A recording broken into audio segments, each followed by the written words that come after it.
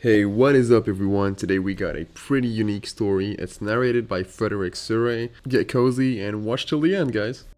There is a moment, a single, terrible moment suspended somewhere in the darkness of the early first millennium, when the fate of the entire human species hung from a thread so thin that a single breath might have snapped it entirely.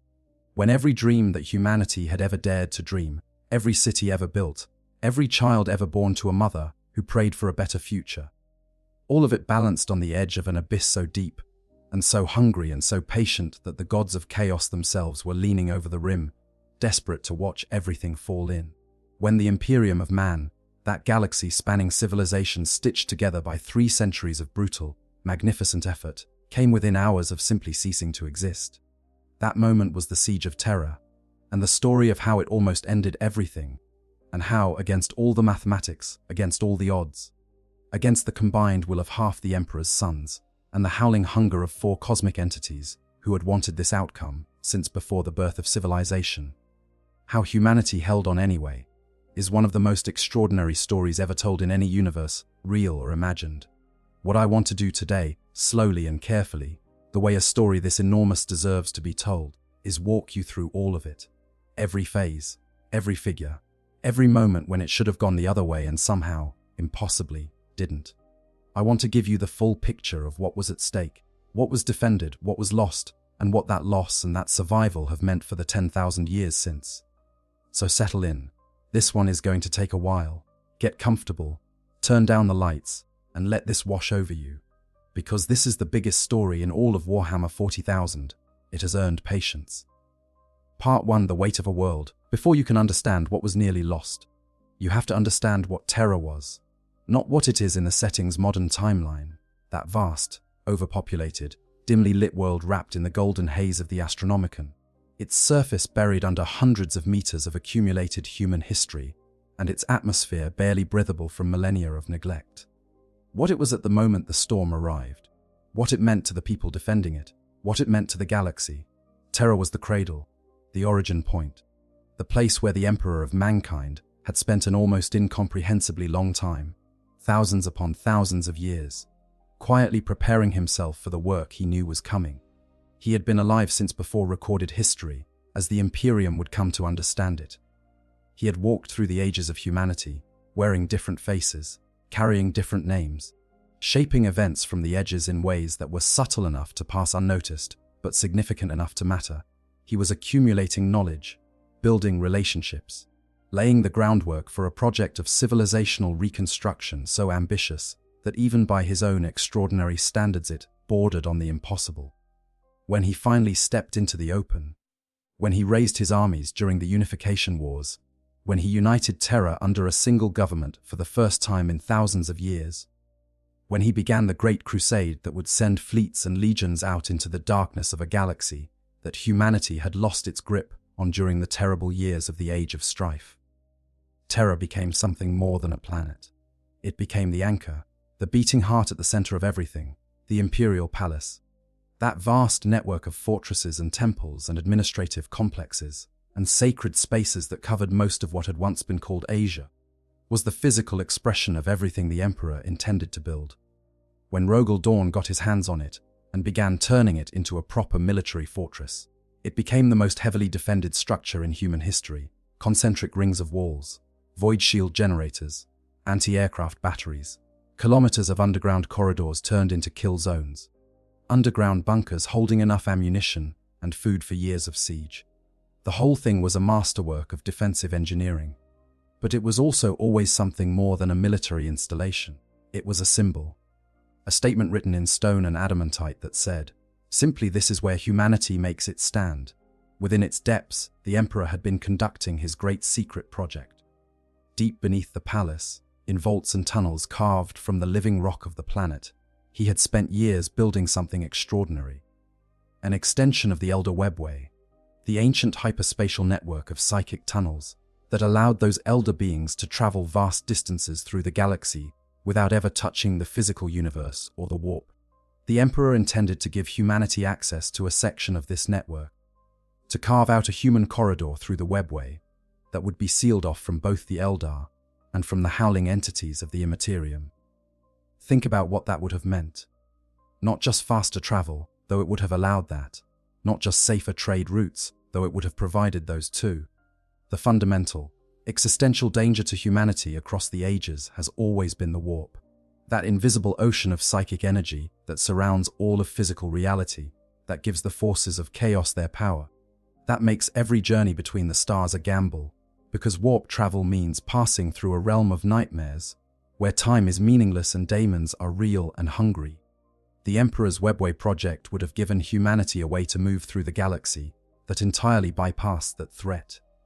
A human civilization that didn't need to pass through the warp to travel, that didn't need to expose its population to the whispers of chaos gods, that didn't need to fear the misnavigation that drops a fleet into the wrong century, or the warp storm that swallows whole fleets and whole worlds, or the slow psychic contamination that eventually corrupts anyone who spends too much time in that other place. It would have changed everything. It would have made the Imperium of man genuinely, lastingly, structurally safe in a way that it has never been, and most likely never will be now. But the project required the Emperor's constant personal presence to maintain. The psychic barriers that kept daemons from flooding into the human, built sections of the network needed his enormous mind supporting them at all times. He couldn't go out to the Great Crusade. He couldn't communicate fully with his Primarchs about what he was doing, because the project was sensitive and secret, and because, frankly, the Emperor had a long habit of not explaining himself to anyone, not even the people he trusted most. So he retreated to the palace. He sat on the golden throne, the vast, ancient device that amplified and focused his psychic output. And he worked in silence, in secret, while the galaxy outside continued its war without his direct guidance. And that silence, that withdrawal, that trust so absolute in his son's loyalty that it never occurred to him that they needed an explanation. That was one of the first threads that would unravel into catastrophe. Because when the Emperor stopped showing up at the front, when he left Horus in charge of everything without telling him why, when the answer to every question was simply absence, the space where an explanation should have been began filling with other voices. But we're getting ahead of ourselves. The point is this: Terra was not just a planet. It was the source of the Astronomicon, the psychic lighthouse that every starship in the galaxy navigated by, without which the entire Imperium would go dark and silent within a generation. It was the seat of the Emperor's Webway project, which even without its intended use still needed to be maintained, or a catastrophic hole in reality would open beneath the palace. It was the symbolic, administrative, spiritual, and military heart of a civilization that stretched across the Milky Way. If Terra fell, the Astronomicon went out. If the Astronomicon went out, every fleet in the galaxy lost its way. The Imperium would shatter into 1,000 fragments that could never be reunited, because without the beacon, you couldn't even find your way between the pieces.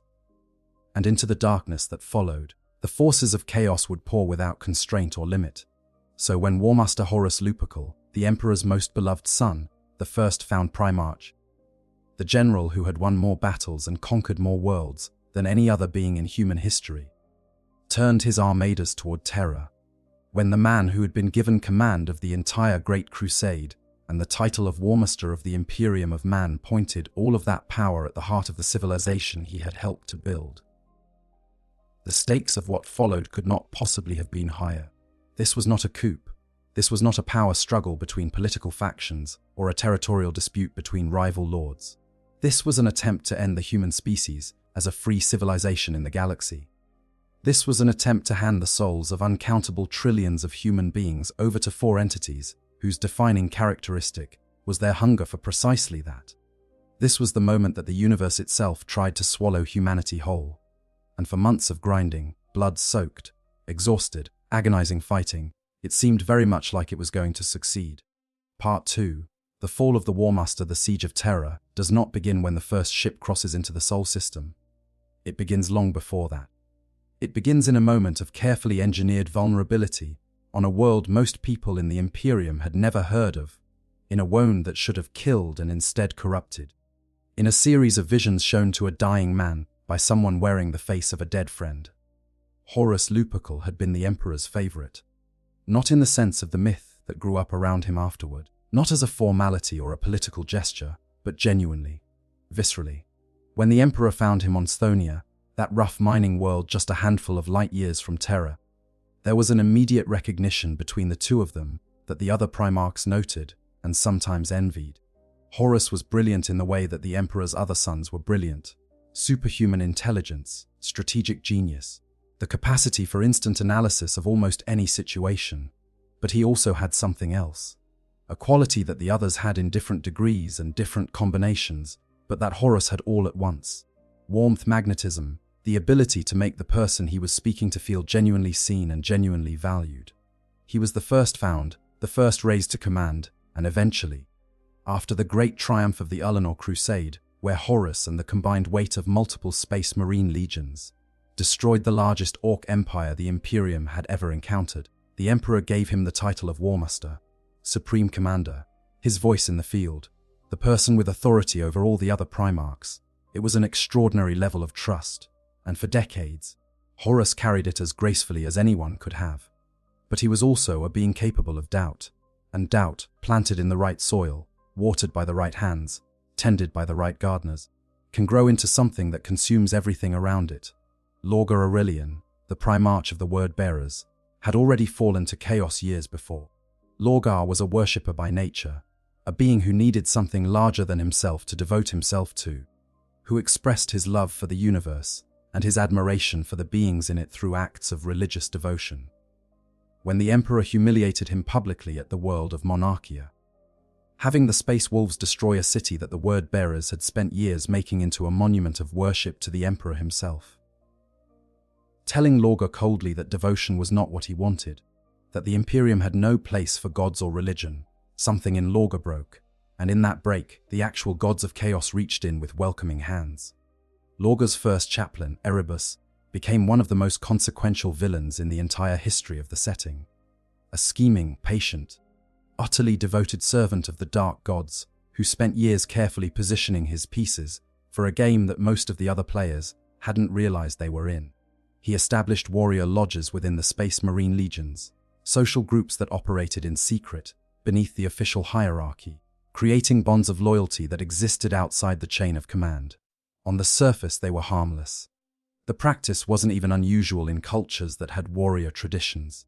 But the lodges were Erebus's infection mechanism, the way that chaos slowly moved from the Word-Bearers into other legions, building the network of loyalties and resentments that Horus would eventually inherit. The trap for Horus was set on a moon of the feral world Davin. Horus was there to suppress a rebellion by a corrupted imperial governor named Eugen Temba. Simple enough on paper, but Erebus had positioned a specific weapon where Temba would find it, a blade called the Kynebrak Anathame, stolen from a museum belonging to a human civilization called the Intrex during an earlier expedition. The Anathame was an artifact dedicated to Nurgle, the chaos god of disease, entropy, and inevitable decay. It had been crafted to carry warp, taint that no biological system, however advanced, could simply fight off. During the battle, Horus was struck by that blade, and the wound refused to heal. The son of Horus's apothecaries worked with increasingly desperate urgency and increasingly unsuccessful results.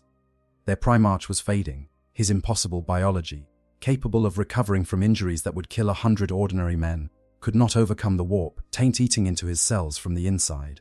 He was dying, and Erebus, ever helpful, ever present, ever the trusted advisor, suggested that there were healers on Davin who might know how to treat such a wound. Ancient shamans, people with access to older knowledge than the imperial medical texts, the Serpent Lodge, the Mournival, Horus's 4 closest advisors within the Legion, his most trusted voices, agreed. They were desperate. They would try anything. They moved their Primarch to the Serpent Lodge, and there Erebus conducted a ritual. In that ritual, Horus's soul was drawn out of his body and taken into the Imperium. And there, in the warp, with all its reality, distorting properties, and its tendency to make feelings literal and images real and intentions physical, Horus was shown visions.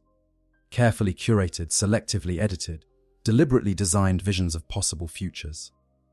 A future where the Emperor had achieved godhood, where the Primarchs had been discarded like tools no longer needed, the way the Thunder Warriors had been discarded once the Unification Wars were won, where humanity was trapped in a theocratic nightmare of the Emperor's making, ruled by fear and ritual and the dead weight of a man who had never truly cared about the people he claimed to serve.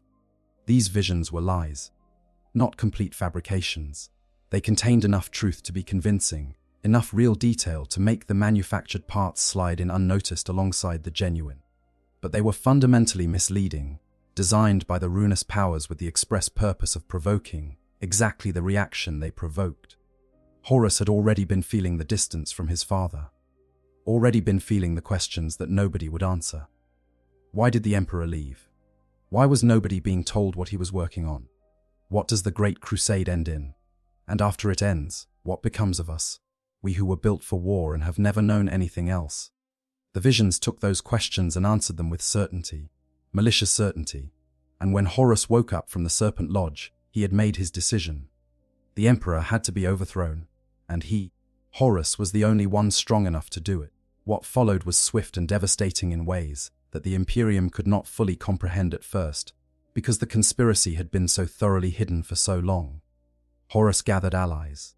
He converted Angron of the World Eaters, the Berserker Primarch, the one with the butcher's nails eating his mind, who had spent his entire life in barely controlled rage and found the step from hating his enemies to hating his father surprisingly small. He turned Fulgrim of the Emperor's children through a longer chain of manipulation involving a daemon weapon and Fulgrim's own devastating vanity. He claimed Mortarion of the Death Guard, that bitter, independent Primarch who had always despised authority and found it easier than expected to redirect that hatred. He secured Perturabo of the Iron Warriors, who had spent the Great Crusade doing the hard, unglamorous siege work that nobody celebrated while his more glamorous brothers received the glory, and who had built up years of resentment against a hierarchy he felt had never properly valued him. Half the Primarchs, half the Space Marine legions, enormous sections of the Imperial army, the Fabricator General of Mars, the Dark Mechanicum that followed him, Titan legions and Forge worlds and orbital platforms. The largest military force ever assembled in the history of humanity turned against the people it had been created to serve, and Horus moved. The Istvan III virus bombing was the public declaration, an orbital strike of such devastating scope, biological weapons released from orbit that killed billions of inhabitants in minutes, followed by fire to burn away whatever survived, that its psychic shockwave rippled through the warp for years afterward. Then the drop site massacre at Istvan V, where 7 loyal legions arrived to bring Horus to justice and 4 of them turned traitor at the critical moment, leaving the Iron Hands, the Salamanders, and the Raven Guard to fight a last stand on landing zones that turned into kill zones. Ferrus Manus, Primarch of the Iron Hands, the Forge Lord, the craftsman who had been among the most steadfast of the loyal sons, was killed by his brother Fulgrim on that beach. A Primarch slain by his brother, with his own hands. The survivors who made it back to Terra brought with them the full weight of what had happened and what it meant. The War Muster had turned, the galaxy was at war. And Terra, that cradle, that anchor, that lighthouse. Terra was the destination, everyone knew it. The question was only when Horus would arrive, not whether. 7 years would pass in between. 7 years that consumed entire star systems. Part 3, the long road to Terra between the Dropset Massacre and the Siege of Terra lay 7 years of galactic-scale civil war.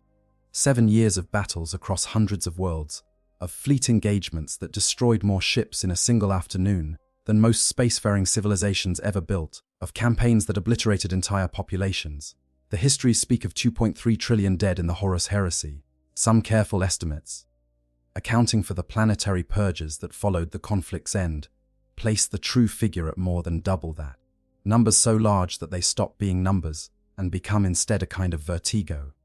A sense of scale so vast that the individual lives within it become nearly impossible to hold in mind. Those 7 years served different purposes for different people. For Horus, they were about destroying the forces that could reinforce Terra before he arrived there. He knew, because he understood strategy better than almost any being alive, that his greatest threat was not the defenders he would find when he reached the throne world, but the loyalist forces that might arrive after him. Rabaut Guilliman, the Primarch of the Ultramarines, had the largest loyalist legion still intact. If Guilliman arrived at Terra with his forces, while Horus was occupied with the siege, the traitors would be caught between a hammer and an anvil with no room to maneuver. The siege that Horus needed to complete in weeks or months would become a rout in days. So Horus dispatched the word-bearers to destroy the Ultramarines at a world called Calth. An underground conflict that raged for years in those surface caverns and left both sides diminished but, crucially, left Guilliman alive, his legion intact at its core, and his determination to make for Terra unshaken. He fought battles across dozens of systems. He burned worlds that had stayed loyal. He dismantled what he could of the Imperium's military infrastructure along his line of march. He also fought something else. Something internal. The wound from Davin. The one that had started everything, never entirely left him even after his body recovered. Horus was being slowly consumed by the same powers he had allied himself with. The chaos gods that had supposedly been his patrons were feeding on him, on his victories, on his acts of violence, on the steadily escalating horror of what the war was becoming. He was more than their champion. He was becoming their vessel. At the Battle of Beta Garman, the last major engagement before the push to Terra, a series of brutal fights for a strategically crucial star cluster that became known as the Gate of Terra, the wound from Davin reopened catastrophically. Horus collapsed into a coma, his soul at risk of being torn apart by the competing appetites of 4 chaos gods that were all simultaneously trying to claim the most powerful being in the galaxy for their own. Without his will holding them together, the traitor coalition began to fracture. Fulgrim and Angron refused summons. Mortarion was sulking. Perturabo was doing his own calculations, as always. It took the desperate sacrifice of his most trusted equerry, Malagast, and the intervention of word-bearers sorcerers working under Lorga's direction to pull Horus back. The wound was sealed again. The soul was returned, but it was a near thing, and it was the first sign that the Chaos God's investment in Horus came with conditions. For Rogel Dawn and the defenders of Terra, those 7 years were dedicated to a single purpose, making Terra impossible to take. Dawn was the primarch of the Imperial Fists, and his genius was fortification. Not just the physical work of building walls and gun emplacements and minefields, though he excelled at all of those. The deeper genius was strategic. Understanding how a defense system functions as an integrated whole, how each element supports the others, how you channel an attacker's movement rather than simply blocking it. He had designed the Imperial Palace's defenses years earlier, and they had been extraordinary even then. Now, with the resources of the entire Segmentum Solar at his disposal and years to work, he took them to another level entirely. He built 5 concentric defensive spheres, extending from the literal walls of the Imperial Palace all the way out to the edge of the Sol system. Each sphere was a complete, integrated defensive network, monitoring stations, fleet anchorages, fortified orbital platforms, gun installations on every significant moon, an asteroid that could support them. Each was designed to slow the traitor advance and exact maximum cost before the defenders withdrew to the next sphere inward. He pulled in reinforcements from everywhere he could reach. The White Scars Legion under Jagatai Khan arrived, those extraordinarily mobile cavalry, warriors whose approach to battle made them the perfect counter to the kind of siege Horus was planning. The Blood Angels under Sanguinius came. The great angel himself, wings spread, that luminous presence that inspired everyone who saw him, and that made even the Chaos forces hesitate. Lemon Russ and the Space Wolves wanted to go out and meet Horus in the field, which Dawn refused, because Dawn's plan required every available body to be in the right place, and the right place was Terra. Russ went anyway. That is who Lemon Russ was. But the preparations continued. The trenches were dug. The walls were heightened. The Aegis Void shield network was expanded and checked again. The ammunition stockpiles were built up to levels that staggered even experienced supply officers. The civilian population of the surrounding area was either evacuated into the palace complex or pressed into auxiliary defense units. Terra dug in and waited, and then in Duru Force UM-31, the traitor armada arrived at the edge of the Sol system.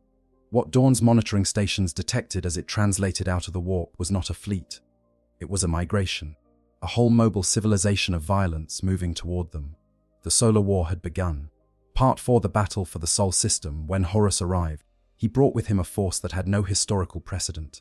The sons of Horus, World Eaters, Death Guard, Emperor's Children, Thousand Sons, Word Bearers, Iron Warriors, Night Lords, multiple entire Space Marine legions, each of them an army unto themselves, backed by proportional forces of traitor Imperial Army regiments numbering in the millions. Dark Mechanicum forged ships, corrupted Titan legions, and the warp spawned entities that had been gathering around the traitor cause for years. Against this, Dawn's Sol system defenses were formidable but finite. He could exact cost, he could buy time, He could not, with the forces available to him, actually stop the Armada. The first move in the Solar War was not made by the main traitor fleet. It was made by the Alpha Legion, whose Primarch Alfarius had spent years preparing for exactly this moment. The 20th Legion's gift was infiltration and deception and patience, the willingness to operate on timescales and at levels of complexity that other organizations simply couldn't maintain. Alfarius had planted sleeper cells throughout the Sol system years before, agents in the monitoring networks, saboteurs in the fortress moons, operatives in the communications relay stations, all of them waiting for a signal. The signal was given, and everywhere at once, things began to go wrong in the outer Sol system's defensive infrastructure. Stations went dark unexpectedly. Sensor networks reported impossible things. Communication channels filled with corrupted noise.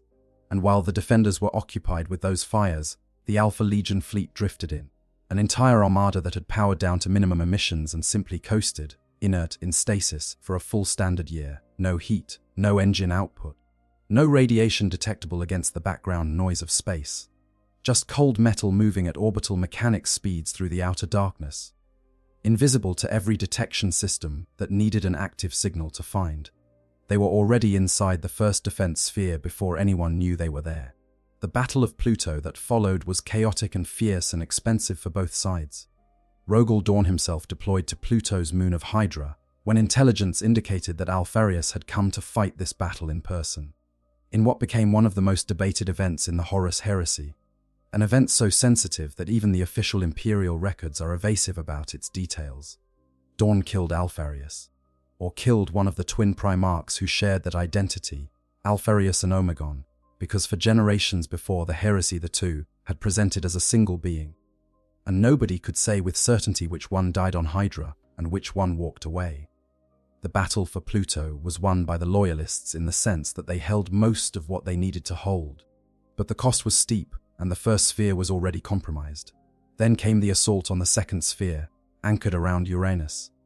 Perturabo commanded this one himself, from the bridge of his flagship the Iron Blood, directing an overwhelming concentration of over 4,000 traitor warships against a defensive fleet that had no reasonable prospect of defeating those numbers in a straight engagement. The defenders at Uranus fought brilliantly. The Loyalist commanders understood that their job was not to win, but to make the process as slow and bloody as possible. But they were forced back. Sigismund, that extraordinary warrior commander, had been given charge of the first sphere defense. He found his moment at the Battle of Pluto when he used the traitor fleet's own momentum against it, detonating the moon of Kerberos in a controlled explosion that scattered debris through the traitor formation and gave his forces a brief window to mount a devastating counter strike before withdrawing. It was exactly the kind of creative, aggressive defensive action that Dawn had built his commanders to execute. It cost the traitors ships and time and blood, but time and blood were what the traitors had in essentially unlimited supply. Sphere by sphere, the Sol system's defenses were stripped away. The battles were individually remarkable. There were fights for individual orbital stations that lasted days, with boarding actions through corridors flooded with vacuum fighters in suits struggling hand to hand over control panels. But the strategic picture only moved one way. The Loyalist commanders gave up ground only after making the process as expensive as possible, withdrawing in good order, preserving their forces for the next engagement. Luna fell. The great orbital platforms above Terra were contested and then lost. The Phalanx, the Imperial Fist's own fortress monastery, that enormous space station capable of mounting weapons that could threaten capital ships, was attacked from within by a warped daemon that had been smuggled aboard inside a corrupted remembrancer who didn't even know she was carrying it. The daemon Samus, an entity of destruction and mayhem, was loosed inside the Phalanx and caused terrible damage before the remembrancer herself, Mercedes Oliton, sacrificed her own life to close the portal it had come through. The Phalanx survived but was withdrawn. Dawn ordered it out of the combat zone to preserve it, because some things needed to survive what was coming regardless of the cost.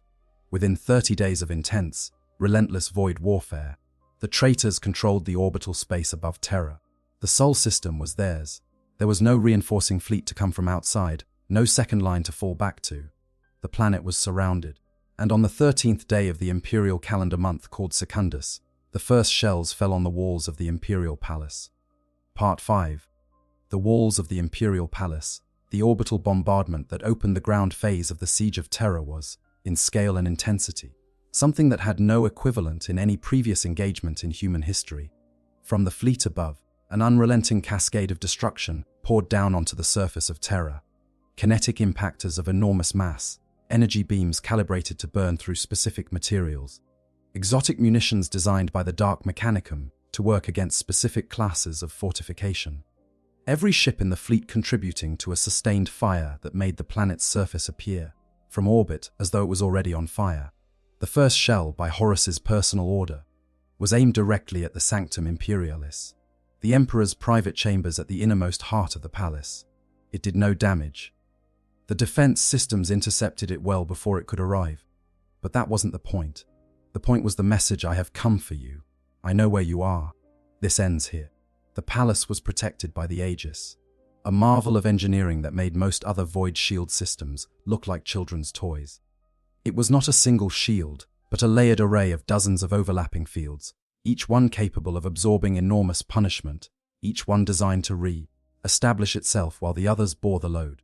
It was self-repairing. It was redundant in multiple overlapping ways. It was, in theory, essentially impervious to orbital bombardment.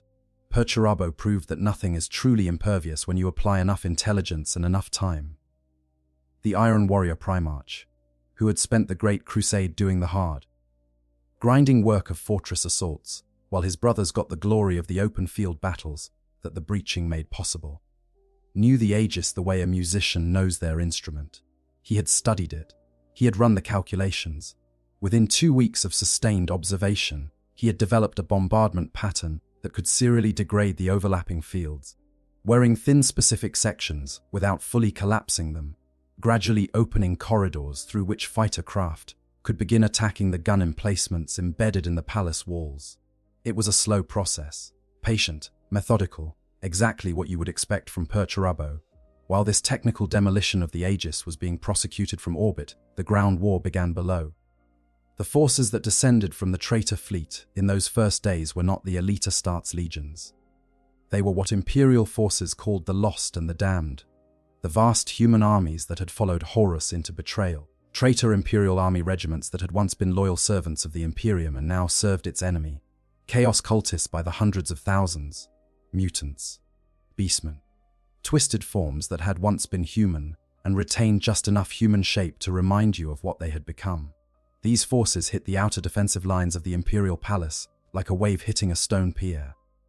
Those outer defenses were Dawn's work, and they were extraordinary. The trenches alone were engineered with the same care as any other part of the system, the angles calculated so that every approach was covered by overlapping fields of fire, the width and depth designed to channel attackers into predictable patterns. Gun emplacements were sited to support each other. Bunkers were built in clusters so that the fall of any single one didn't leave gaps. The whole thing was, to use the technical term, an integrated defensive network rather than a collection of individual positions. And the men and women who held those trenches were, in the main, not space marines. They were human. The Legio Custodes, those golden, armored elite warriors who served the Emperor directly and who had been guarding the palace for generations, were there. The Imperial Fists companies assigned to key sections were there. But much of what held the outer line was ordinary people. Loyal Imperial army regiments whose home stations had been Terra itself, militia units, auxiliary forces that had been training for this moment since Dawn first sounded the alarm years before. They held, against the initial waves, against the cultist hordes and the traitor army regiments. They held with a discipline and ferocity that nobody who thought of them as merely human had quite anticipated. The outer trenches became meat grinders for the attacking forces. Every meter was contested. Every advance cost lives. But the Death Guard were coming. Mortarian's legion had been promised the honor of being the first Astartes force to set foot on Terra in the assault. That promise had required some creative management to keep. Angron had raged about it, had to be physically contained to prevent him from attacking before the signal was given. But Horus had kept it, because the Death Guard's methods were perfect for the specific work of grinding through layered defensive lines. The Death Guard were no longer entirely human. They had been transformed during the Horus Heresy's early years, in a transit through the warp that went catastrophically wrong.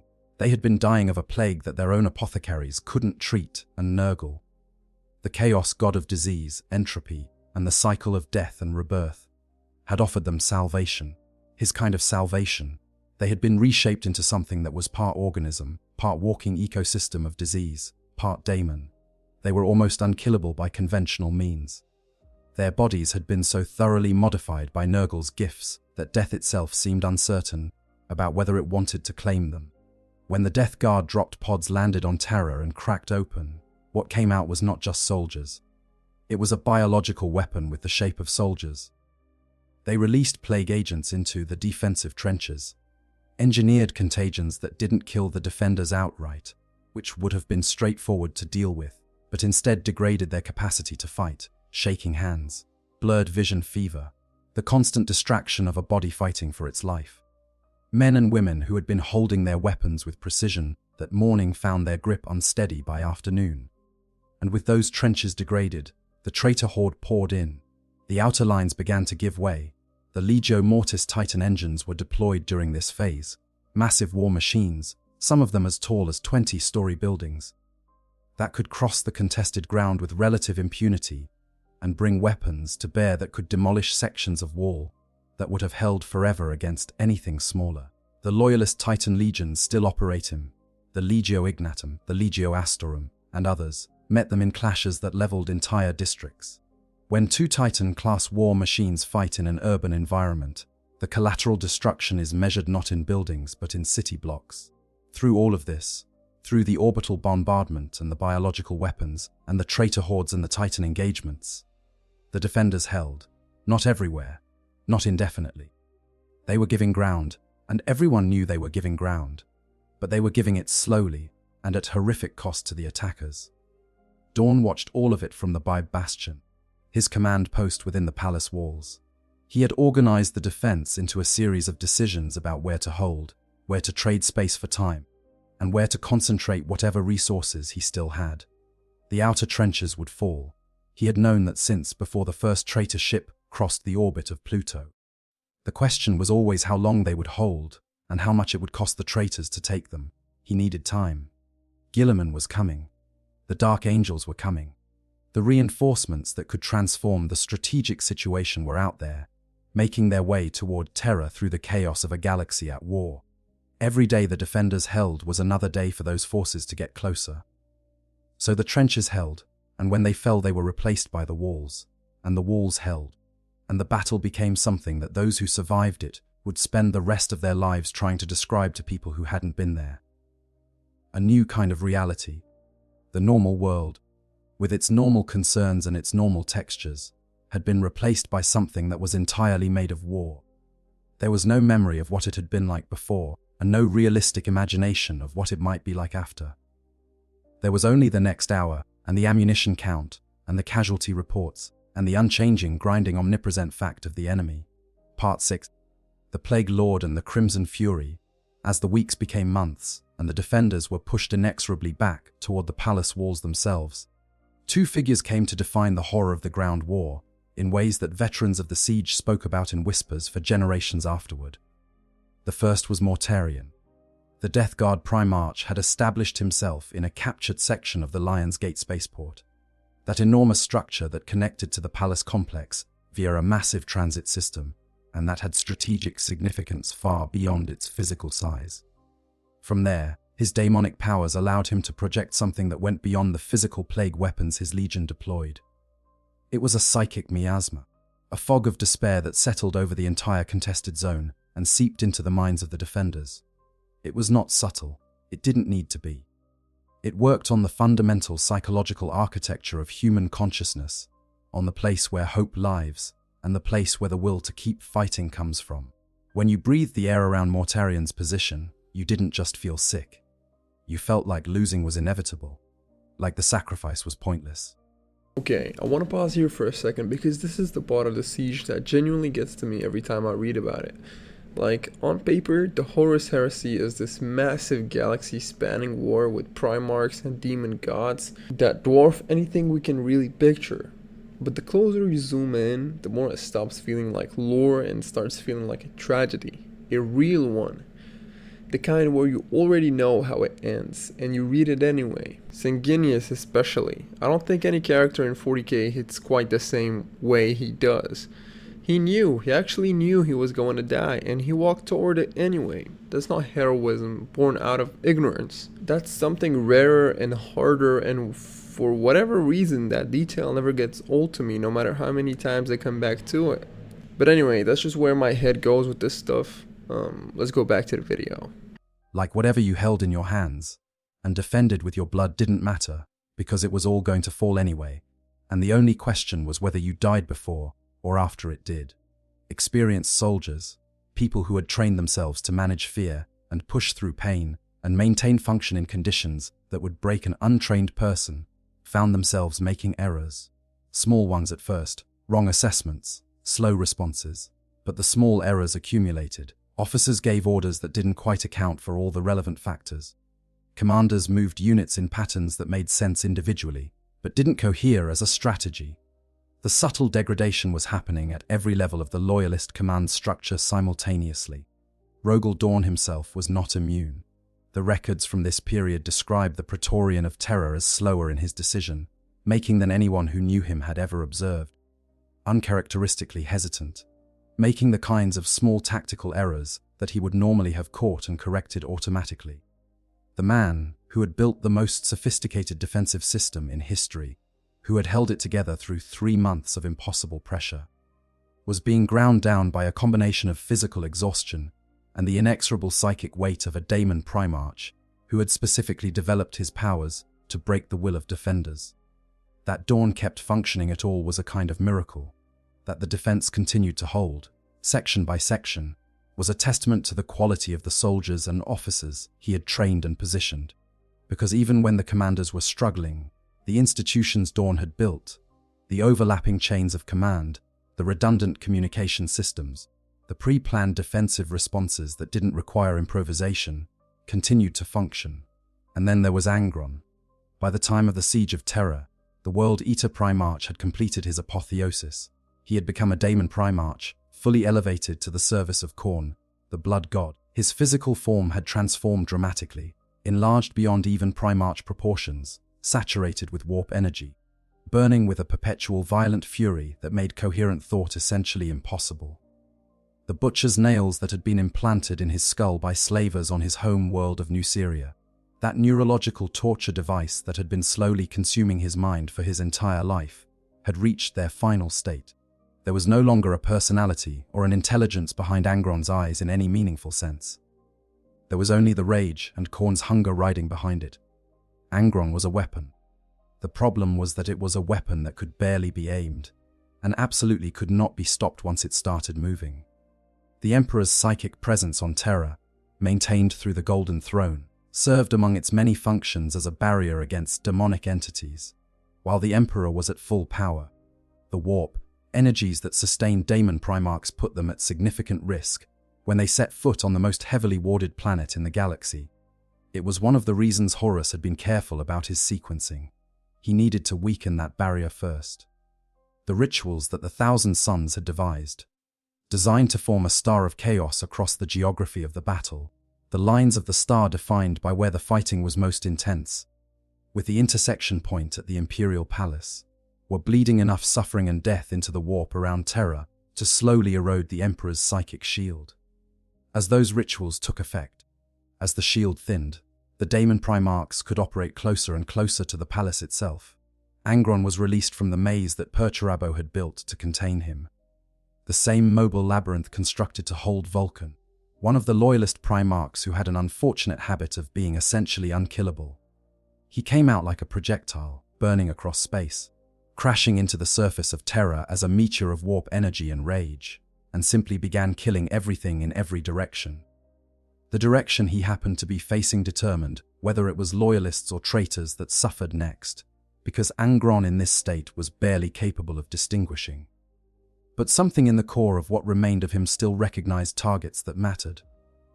And when he reached the outer walls of the Imperial Palace, when he stood before those kilometers of fortified ceramite and void shield and gun emplacement, and saw the figure standing on top of it, wings spread, white and gold, impossibly beautiful even now with the wounds of weeks of fighting on his body.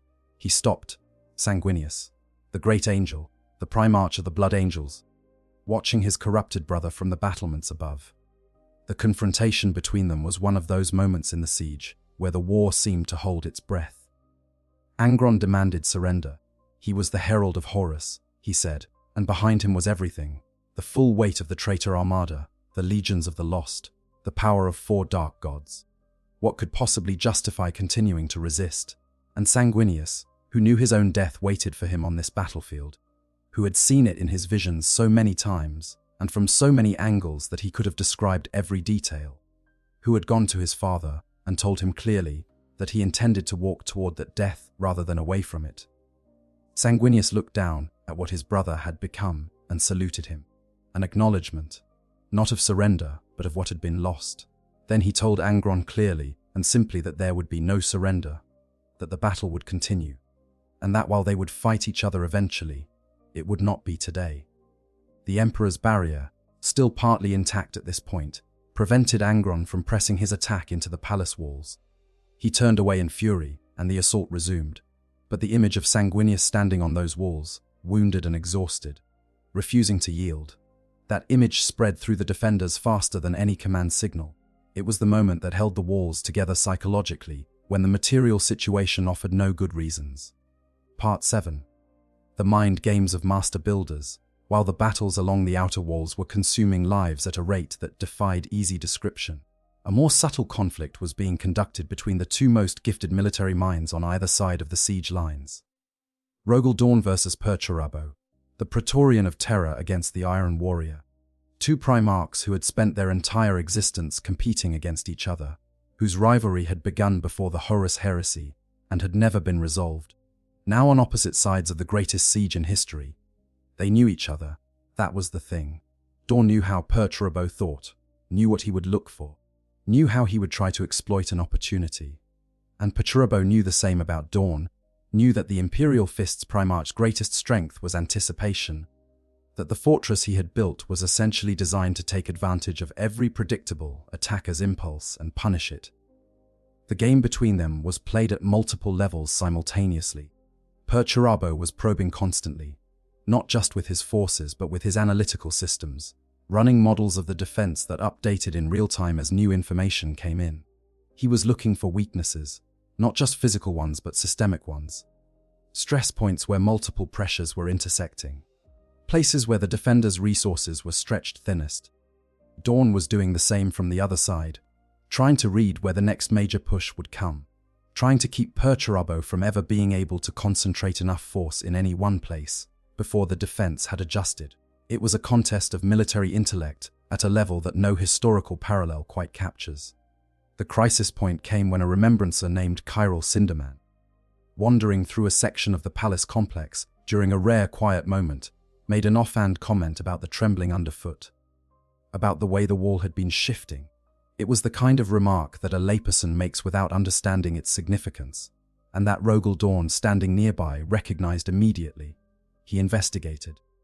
He found a fault line in the foundations beneath the Saturnine wall, a section of the outer perimeter, whose name would become significant very shortly. The ceaseless orbital bombardment and the thousands of heavy weapons firing and impacting at ground level had caused the tectonic plates beneath the palace to shift by 8 centimeters. In a structure as precisely engineered as the Imperial Palace, 8 centimeters was enormous. It had opened a crack in the foundations, small enough to miss if you weren't looking for it, large enough to be significant if you were. Dawn knew Perturabo would find it. The Iron Warrior's scanning equipment was too thorough, his analytical systems too sophisticated, for a weakness this significant to escape him once he knew what he was looking for. And Dawn knew what Perturabo would do with it once he found it. Dig. Tunnel. Send a force through that fault and up into the palace perimeter from below. He could have simply sealed the fault.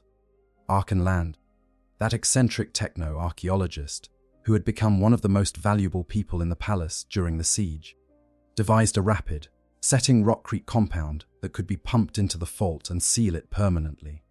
But sealing it immediately would alert Perturabo that the weakness had been found, which would destroy the advantage and force him to simply find another approach. Instead, Dawn set a trap of extraordinary ambition.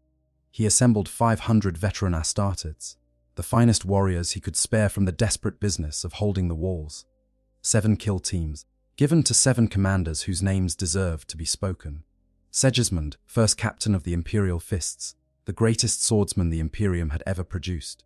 A man who had spent the entire siege being exactly what Dawn needed him to be wherever Dawn needed him to be.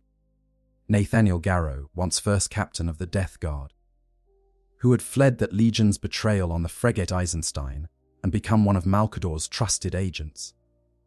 A warrior who carried the weight of his former brother's corruption as a personal burden and fought with the intensity of a man who had something to atone for. Garviel Loken, former captain of the Lunar Wolves' 10th Company, another survivor of the earliest days of the heresy, a man who had loved Horus above all others, and who now fought against what that beloved Primarch had become with an intensity that was indistinguishable from grief. Endred Ha, a Black Shield of the World Eaters, one of those remarkable individuals who had refused his Primarch's descent into bloodshed, and fought instead as an independent warrior, a berserker's ferocity in service to a loyal cause. Bel Sepetus of the Blood Angels, whose gold and red armor had been remade by weeks of battle into something that was more scar tissue than paint. Helig Gala, another refugee from a traitor legion, holding on to honor in the ruins of everything he had thought his life was. Maximus Thane of the Imperial Fists, who would one day become a chapter master, and who in this moment was simply the best soldier of his rank that Dawn had. These warriors and the companies they led were positioned in the cellars and underground spaces beneath the Saturnine Wall. The entire network was quietly converted into a killing ground, pre-sighted firing lines, choke points, intersections that had been specifically designed to channel attackers into fields of fire from multiple directions simultaneously, ambush positions. The preparations were made in absolute secrecy. Dawn discussed it only with Constantin Valdor and Malcador, meeting outside the Barb Bastion, where his own staff couldn't monitor the conversation, with Janisha Kroll of the Silent Sisterhood present to keep the discussion hidden from warp observation. Dawn hoped, ideally, that Perturabo himself would lead the assault. Even better, that Horus would. He had built his trap hoping for the Warmaster. He had prepared for a killing blow. What came instead was Ezekiel Abaddon, the first captain of the Sons of Horus, the man who would become Abaddon the Despoiler, who would one day launch 13 Black Crusades against the Imperium and shake it to its foundations more times than any other being alive. In Year 14 Emdra 31 he was simply the most dangerous warrior in the traitor forces after Horus himself, massive, brilliant, ruthless, with a track record that demonstrated exactly why he had been chosen as Horus's right hand. He led the assault personally, in Terminator armor that made him look like a small fortress, through tunnel boring machines that chewed through the rock and into the cellars below the Saturnine Wall. Above ground, at the same moment, the Emperor's children were unleashed. 100,000 purple armored warriors of Fulgrim's Legion, supported by the monstrous sonic weapons of the Cacophony cult, musicians of war who had been modified to amplify their instruments to weapons frequencies that could shatter ceramite and lick fey flesh. They hit the Saturnine Wall in a frontal assault, designed to draw every defender's attention upward, while Abaddon's force came up from below. The battle on top of the wall was where Sigismund earned every story ever told about him. He moved along the battlements like a force of nature, his black, painted armor a stark contrast to the gold and purple around him, cutting down Chaos champions one after another in duels that lasted seconds at most, because when Sigismund fought in single combat the outcome was usually decided before the other person had time to adjust to fighting someone this fast. Then Fulgrim himself appeared, the Phoenician, now fully a Daemon Primarch, his form flickering between beauty and horror, was something that existed beyond the capacity of any living space marine to overcome in direct combat. Sigismund fought him. He landed hits, clean, hard, technically perfect hits, and Fulgrim treated them as irrelevancies, batting aside the first captain's sword with a contemptuous ease, and pressing his advantage with the terrifying grace of a being that had spent its existence pursuing the absolute perfection of martial form. Sigismund was losing. Fulgrim was about to end it. Rogel Dawn arrived, the Praetorian of Terra, moving at speeds that made his enormous armored form blur, placed himself between his first captain and the Daemon Primarch, and began to hit Fulgrim in ways that Fulgrim was not used to being hit. This was not a duel of elegance. This was Dawn doing what Dawn was, a wall in humanoid form that nothing short of another Primarch could break through. delivering punishment with the cold efficiency of a being that had spent 10,000 years understanding the structural principles of what survives and what doesn't.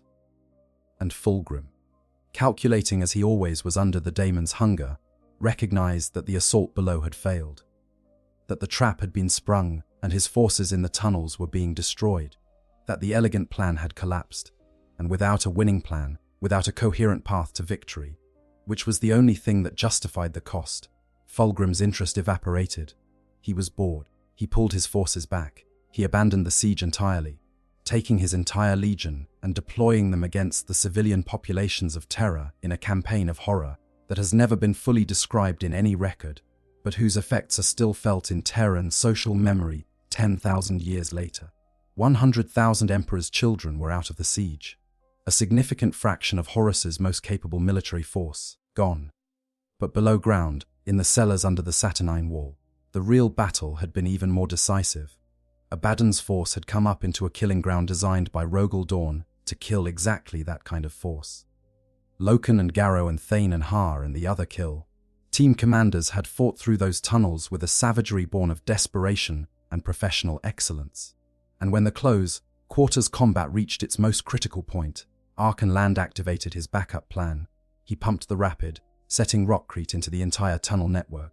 The Sons of Horus assault force was entombed. Most of them died. Abaddon himself escaped, because of course Abaddon escaped, because the universe apparently had plans for him. But the assault was broken, the fault was sealed, and the Saturnine gate held. It was the greatest loyalist tactical victory of the entire siege. It was also not nearly enough to change the strategic situation, because the walls were still being ground down everywhere else, and Perturabo still had resources and time, and the mathematical weight of superior numbers on his side. The war ground on. Part 8. Lions and Spaceports and the Breaking Through. The Lions Gate spaceport changed everything when it fell. Before, the battle had been a siege in the conventional sense. Two sides on opposite sides of walls, one trying to get over and through and under, the other trying to prevent it. With the spaceport in loyalist hands, the traitors could only enter the palace complex from the outside. Their Titan engines had to cross open ground under fire to reach the walls. Their reinforcements had to land outside and march in under the same guns. With the spaceport in traitor hands, the Dark Mechanicum could begin landing Titan engines inside the defensive perimeter. Drop ships could deliver supplies and reinforcements directly to the inner battle space. The whole geometry of the defense changed, because suddenly the enemy was inside, not just outside, and the walls that had been designed to face threats from one direction were being hit from two. Jagatai Khan, the Kagan of the White Scars, could not accept this. His entire military philosophy was built around the idea that nothing was static, that nothing should be allowed to calcify into an accepted stalemate, that the job of a warrior was to find the pressure point, find the hinge that everything else swung on, and hit it with everything available. He looked at the strategic situation and he saw the spaceport. He saw what reclaiming it would mean. He saw what leaving it in traitor hands meant. He organized a counterattack of extraordinary ambition. The White Scars were cavalry warriors in the oldest and purest sense. They moved fast, they hit hard. They were at their best when the enemy couldn't predict where they would be next. Jagatai led them directly into the spaceport, fighting through corridors that Mortarian's plague had turned into environmental nightmares. The air was toxic. The floors were soft where the plague growth had taken hold.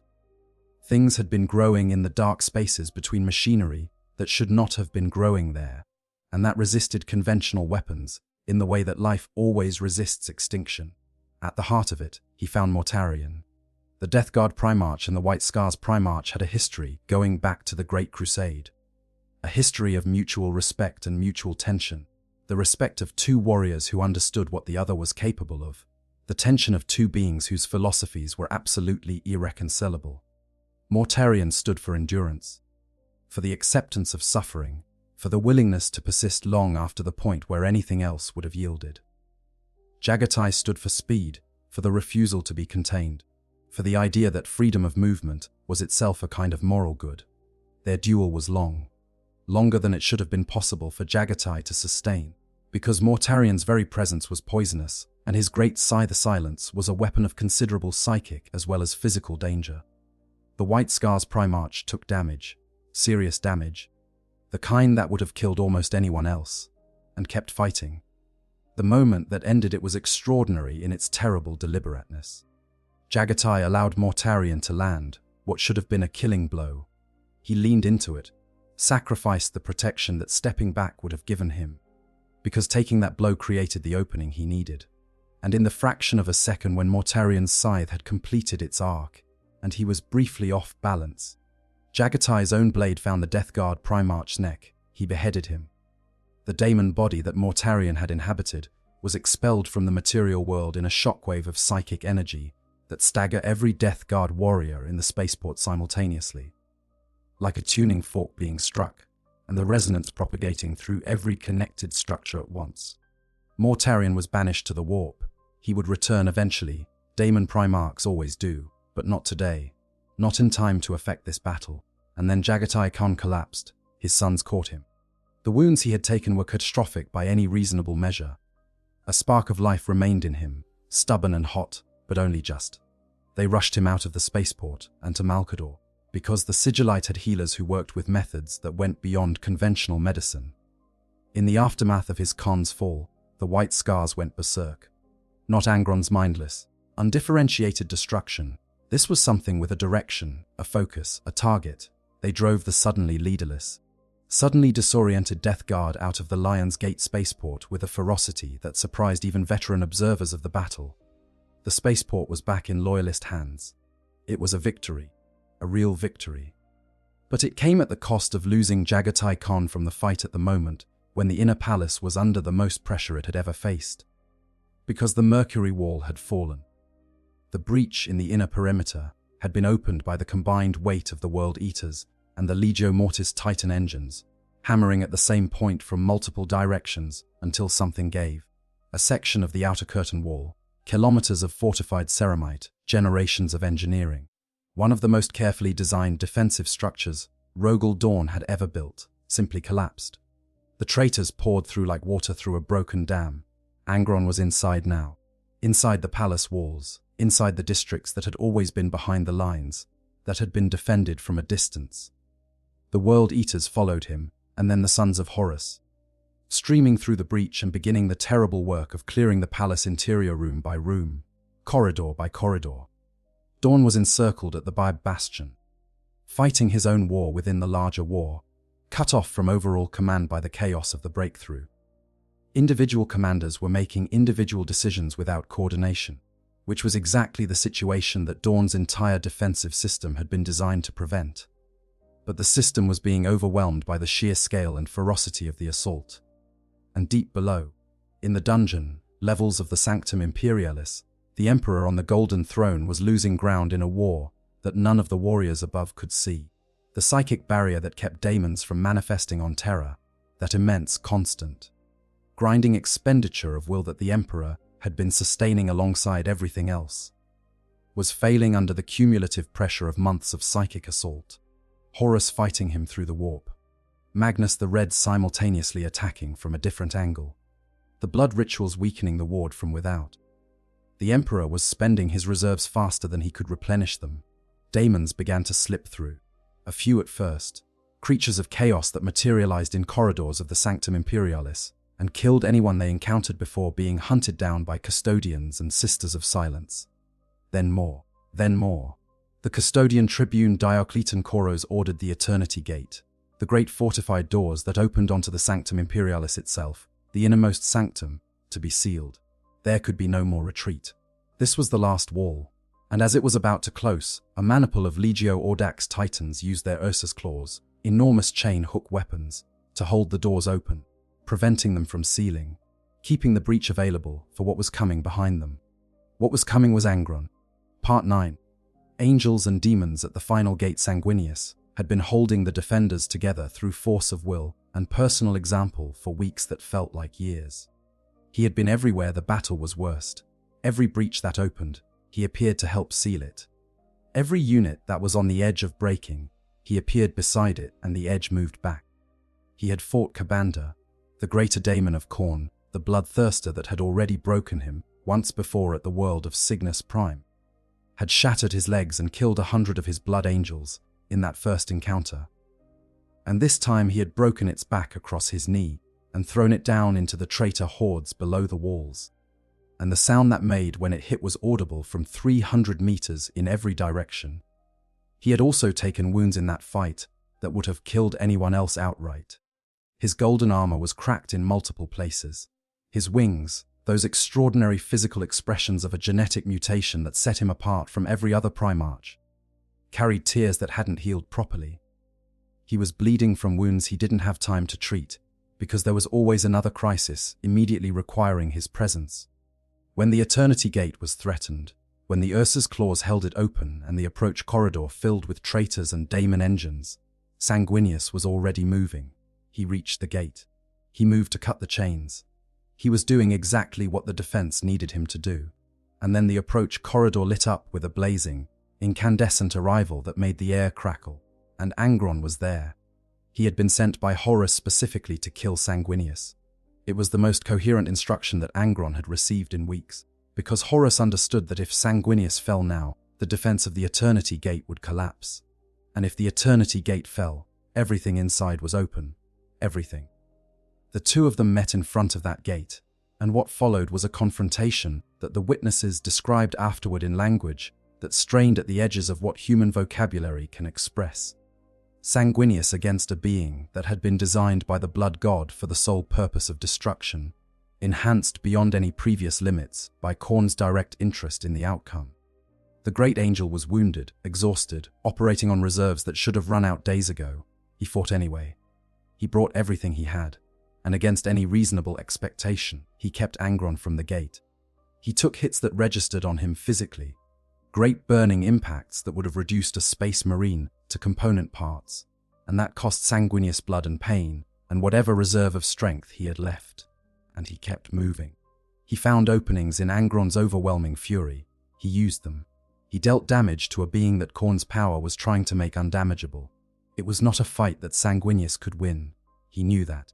He was not trying to kill Angron. He was trying to do two things. First, give the defenders time to prepare the gate and cut the chains. Second, serve as a living demonstration to every defender watching that this ground could be contested, that it was worth contesting, that not everything was lost. Angron was eventually beaten back, not killed.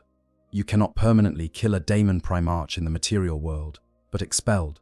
His physical manifestation disrupted by the combination of Sanguinius's assault and the last fading traces of the Emperor's psychic ward. The gate was sealed, but the cost to Sanguinius was severe. He was barely standing when it was over. What was left of his strength was a thin, hot thread of will rather than any physical reserve. And then, in the orbital space above Terra, Horus did something that no one was expecting. He lowered the void shields of the vengeful spirit. Malcador was the first to perceive it. The Sigillite, sitting in the golden throne room with access to the psychic landscape of the entire battle, saw the shields go down and understood immediately what it meant. Horus was inviting the Emperor to come to him directly. Not because he was afraid, because he was out of time. The Loyalist reinforcements, Guilliman's Ultramarines, the Dark Angels under Corswain fighting desperately to reactivate the Astronomicon that would let the fleet navigate into the system, were hours away, at most. If they translated into the Sol system while the siege was ongoing, Horus's forces would be trapped between those fresh legions and the battered but still fighting defenders inside. The mathematical advantage would reverse. Horus might still win eventually, but the cost would be catastrophic and the time would not be there. So Horus made his gamble. He opened his defenses and challenged his father to come to him directly. He was betting that the Emperor could not resist, that the Emperor would take the personal fight rather than wait for the reinforcements that would take the decision out of both their hands. He was right. Part 10. The Vengeful Spirit.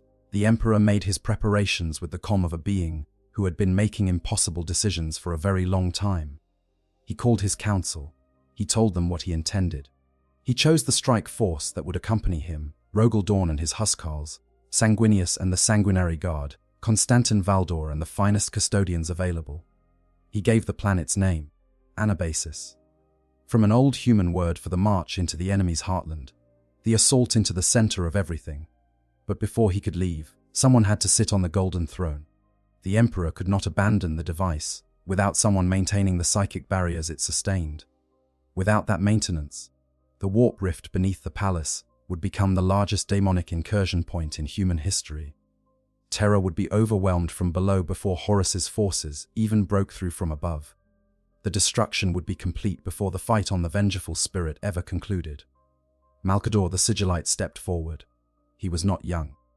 He had never been young in any meaningful sense during the Emperor's acquaintance with him. He was ancient before the Great Crusade began, ancient in ways that hinted at a history longer than most civilizations. But the Golden Throne would age him in moments to whatever age he should have been if his remarkable constitution hadn't sustained him. It would consume him. Sitting in that device, for a being who was not the Emperor, was a death sentence. He climbed the steps with help. Sanguinius and Rogel Dawn, those enormous armored warriors, supported the old man as he ascended. The people gathered in that chamber watched in silence. There was no ceremony for this. There was nothing adequate to say. The Emperor reached out, and for a moment his enormous psychic presence and Malcador's extraordinary mind touched each other in a way that was beyond language. Then Malcador settled into the throne, and the Emperor straightened and walked toward the teleportarium. At the threshold, he declared something that no title before or since has matched Malcador the Sigillite was no more. From this moment, he would be known as Malcador the Hero. The strike force assembled, 4 companies, the Emperor's own Heteron Guard Valdor's custodians, Sanguinius, Raldoron, and the Sanguinary Guard of the Blood Angels, Dawn and the Huskarls. They teleported into the most corrupted and dangerous vessel in the galaxy. What happened when they arrived was exactly what Horus had prepared for. The vengeful spirit had been in the service of chaos for years. Its physical structure had been transformed by warp energy until it was no longer entirely a physical object. Corridors shifted, spaces connected to other spaces they shouldn't have connected to. Dimensions overlapped, the ship was simultaneously a machine and a nightmare. The corruption was so complete that when the Loyalist force materialized aboard, the ship itself scattered them. Teleportation targeted coordinates, and the coordinates were no longer reliable. The 4 companies ended up in 4 different places scattered across the vessel, separated from each other, trying to orient themselves in an environment that was actively hostile to orientation. Valdor's custodians found themselves in a corridor filled with daemons. Dawn was separated from his escort. The Blood Angels and Sanguinary Guard under Sanguinius and Raldoron were the only element that made it to their intended landing point.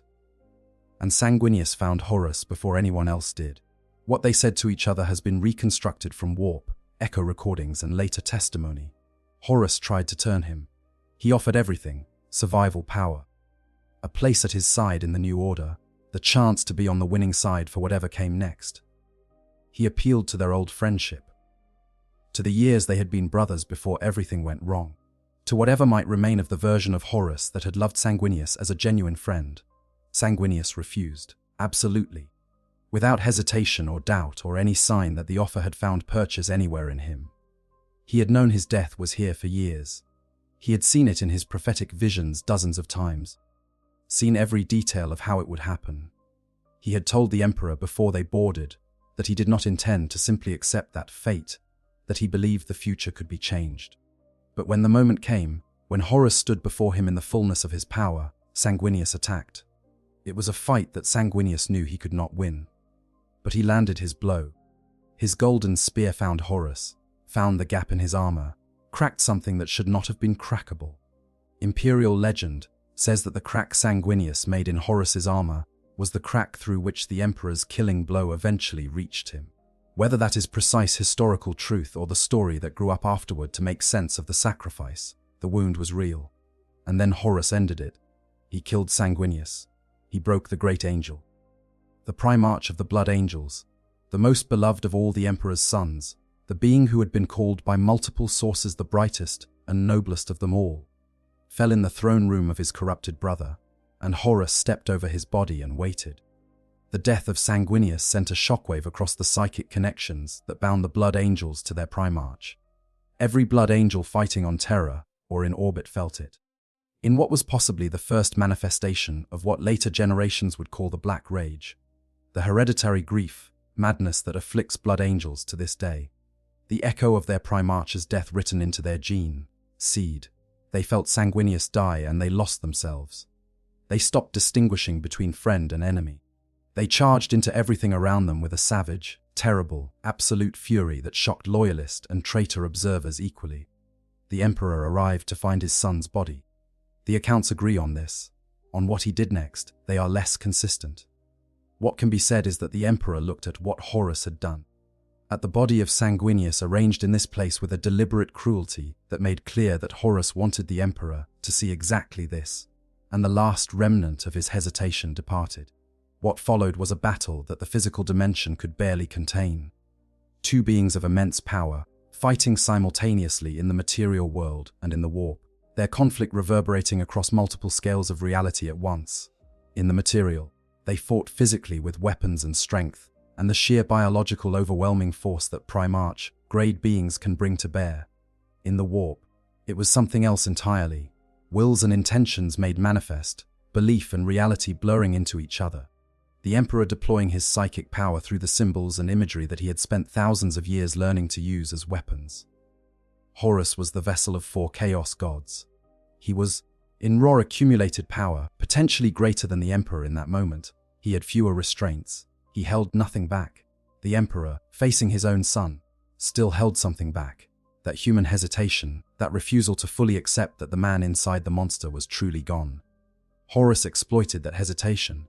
He drove the Emperor to his knees. He hurt him in ways that had never been done before and may never be done again. He was winning.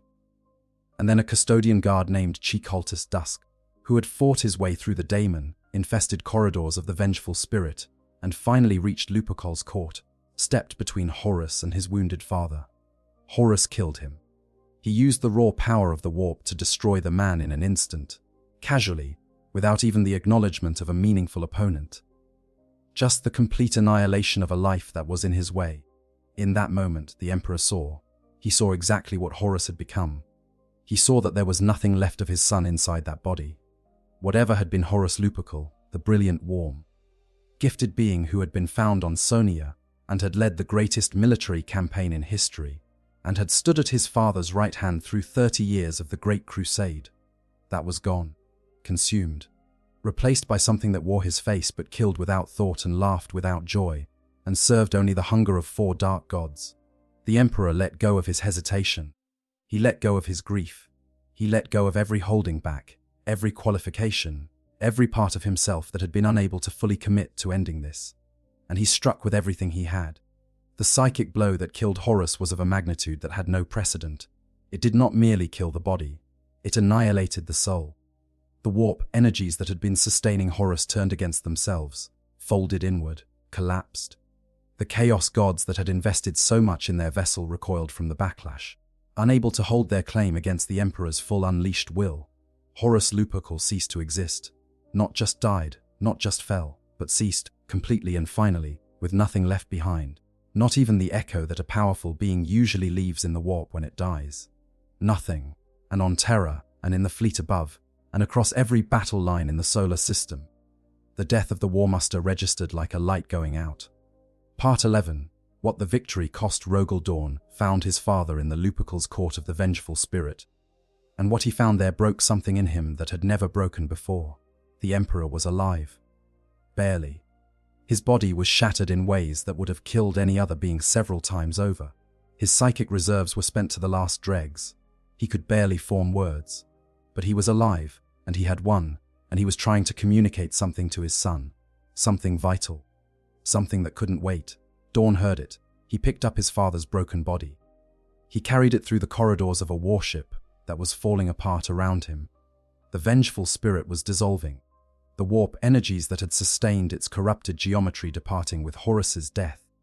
The ship returning to something closer to physical reality, and finding that physical reality was insufficient to maintain the form it had taken. And he made his way to the teleportarium. Sanguinius's body was recovered. Other survivors found their way back. They teleported to the palace. On Terra, the effect of Horus's death was immediate and absolute. The sons of Horus, who had maintained a constant psychic link to their Primarch through the connection between legionnaires and the being they were made from, felt the light go out and broke. Not fought their way to a retreat. Broke. They ran. Every instinct that Horus's death had stripped from them. The fear that his presence had suppressed. The uncertainty that his certainty had banished. came flooding back in an instant. They ran for their landing craft and their ships, and whatever would carry them away from this place. The other traitor forces followed in different ways and at different speeds. The World Eaters, with Angron banished, lost their anchor in the same way that the sons of Horus had lost theirs. Angron had been what held them together in the battlefield's final stages, and with him gone they were just individuals again. The Death Guard, already shaken by the banishment of Mortarion, had no clear reason to continue and every reason to consider their own survival. Perturabo made the coldly rational decision that a tactical genius would make. He withdrew his iron warriors in good order, refusing to get caught in a rout. He left the solar system in a calculated, organized fashion, and went to make plans for a future that still had room for him in it. The daemon hordes that had been manifesting on Terra and fighting alongside the traitors simply evaporated.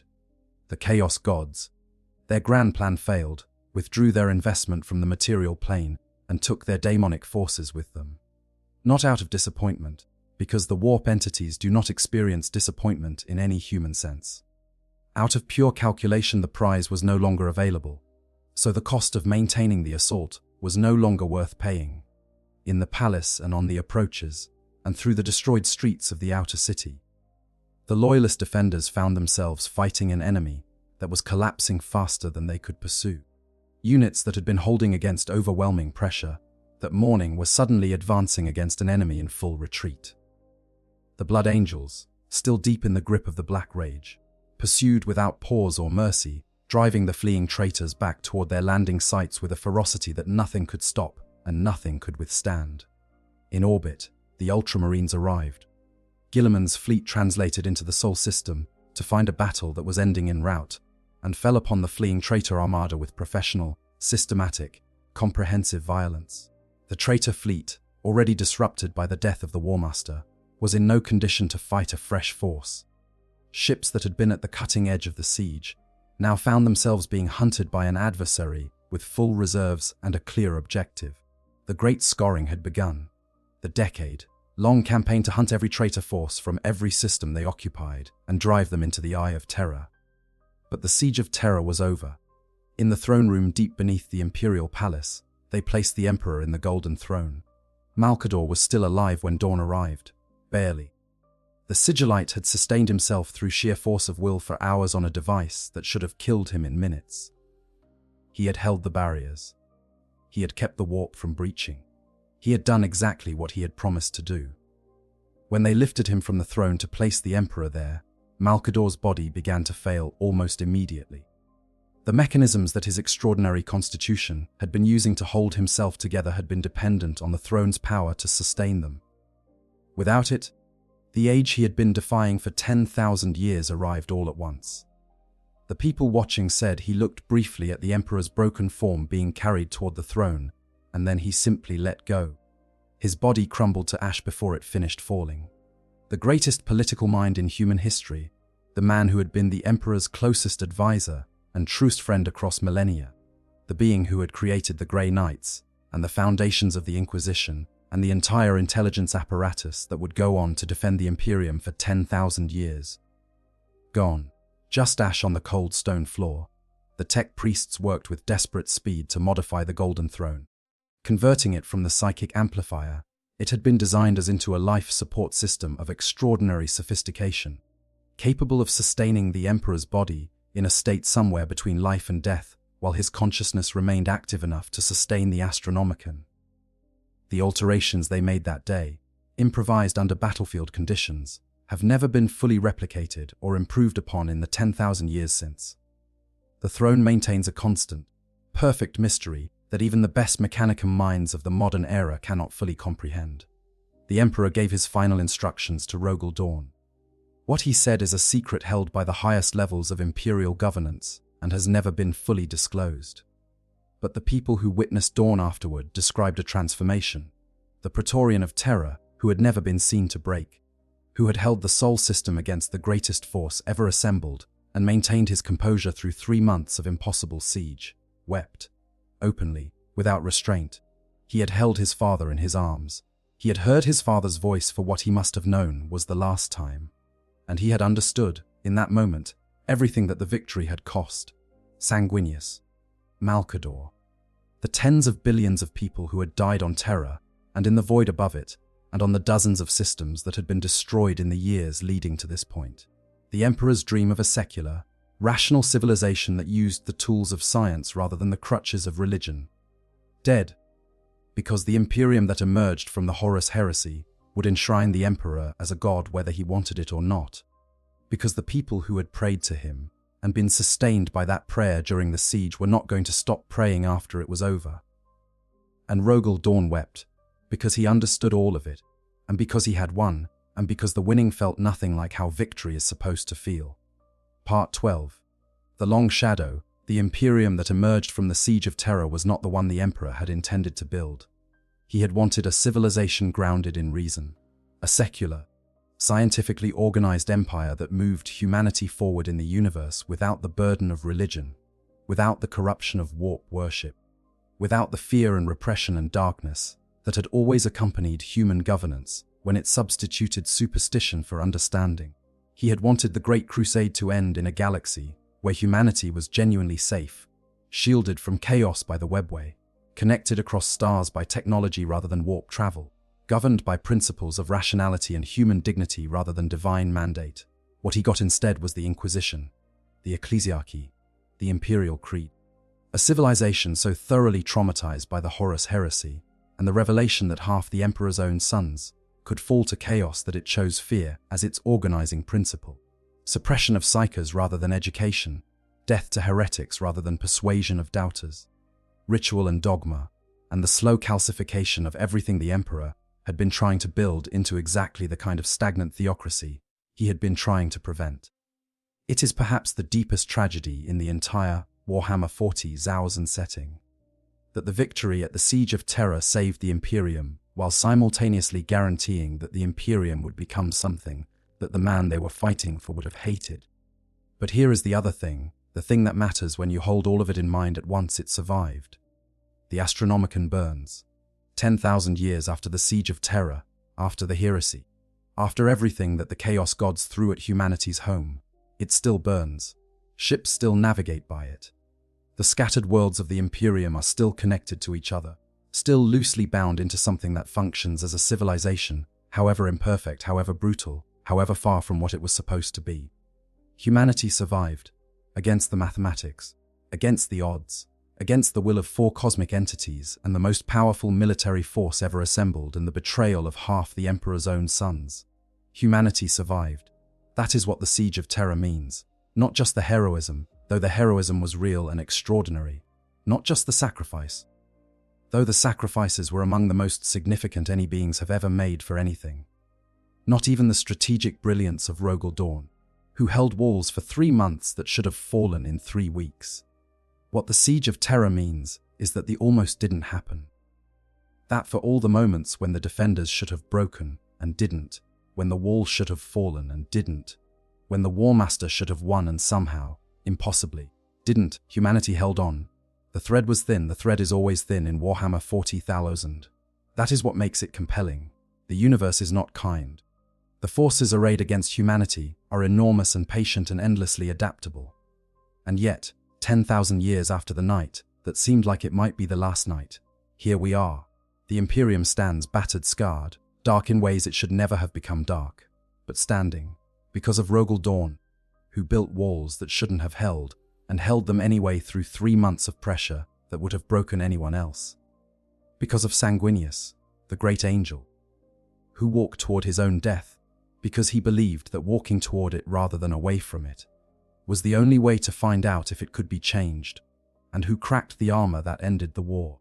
Because of Jagatai Khan, who let himself be dealt a killing blow in order to deal one in return, and who then refused to actually die. Because of Malkador the hero, who climbed those steps knowing with absolute certainty that he would never come down, who spent his last hours holding the universe together so that one more battle could be fought, who crumbled to ash on a cold stone floor and left behind him a civilization that would survive 10,000 years on the foundation he had helped to build. Because of 100,000 named and unnamed people who held trenches against odds that should have destroyed them, who fought in corridors that should have been abandoned, who kept functioning in conditions that should have broken human psychology entirely, who found ways to be brave when the reasonable response to what they were facing was despair. That is the story. That is the Siege of Terra. Not a story about glory in any simple sense. Not a story about a clean victory or a triumphant ending. A story about the narrowest possible margin between existence and nothing. About the terrible price that survival extracted. About the long shadow that single set of battles has cast across 10,000 years of history, shaping everything that came after it, explaining everything that the modern Imperium is and most of what it has become. The almost. That is the word that the Siege of Terra lives in. That is the weight that every blood angel carries in their gene, seed when the black rage comes for them. That is the grief that Rogel Dawn carried when he wept beside the golden throne.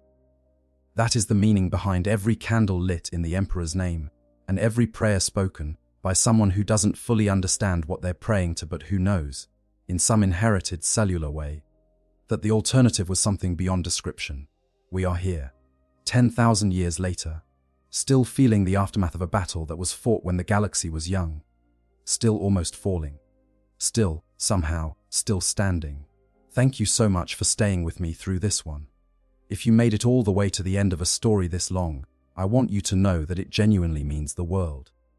The Siege of Terra is the reason I fell in love with this setting, because it's a tragedy and a victory, and a story about humanity at its absolute limit, and Warhammer 40k tells it with more depth and more emotional honesty than you'd expect from a miniatures hobby. If you're new to the channel, welcome. Hit that subscribe button and come back, because there are so many more stories like this one waiting to be told.